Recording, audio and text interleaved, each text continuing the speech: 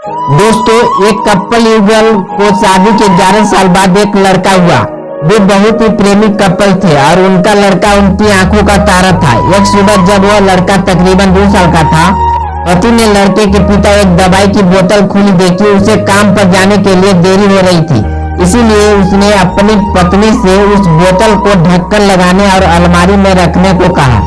लड़के की मम्मी रसोई घर में तल्लीन थी, वो यह बात पूरी तरह से भूल गई थी। लड़के ने वो बोतल देखी और खेलने के इरादे से उस बोतल की ओर गया। बोतल के कलर ने उसे मोह लिया था, इसीलिए उसने की दवाई पूरी पी ली थी। उस दवाई की छोटे बच्चों को छोटी सी मात्रा भी जहरीली हो सकती है।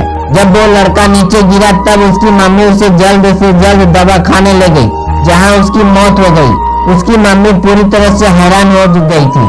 वह भयभीत हो गई थी कि कैसे वो अब अपने पति के सामना करेगी। जब लड़के के परेशान पिता दवा खाने में आए तो उन्होंने अपने बेटे को मृत पाया और अपनी पत्नी और देखते हुए सिर्फ 4 शब्द कहे। आपको क्या लगता है कौन से होंगे वो 4 शब्द? पति ने सिर्फ इतना ही कहा कि लव यू डार्लिंग। उसके पति का अनपेक्षित व्यवहार आश्चर्यचकित करने वाला था। उसका लड़का मर चुका था, वो उसे कभी वापस नहीं ला सकता था और वो उसकी पत्नी में भी कोई कसूर नहीं ढूंढ सकता था। इसके अलावा आगे उसने खुद ने वह बोतल उठा के बाजू में रख दी होती तो आज उसके साथ यह सब न होता। वो किसी पर भी आरोप नहीं लगा सकता था। उसकी पत्नी ने भी उनका एकलौता बेटा खो दिया। उस समय उसे सिर्फ अपने पति से सहानुभूति और दिलासा चाहिए थी और यही उसके पति ने उस समय उसे दिया। कभी कभी हम इसी में समय व्यर्थ कर देते हैं कि परिस्थितियों के लिए कौन जिम्मेदार है या कौन आरोपियों। ये सब हमारे आपसी रिश्तों में होता है, जहाँ जॉब करते हैं वहाँ या जिन लोगों को हम जानते हैं उस सभी के साथ होता है।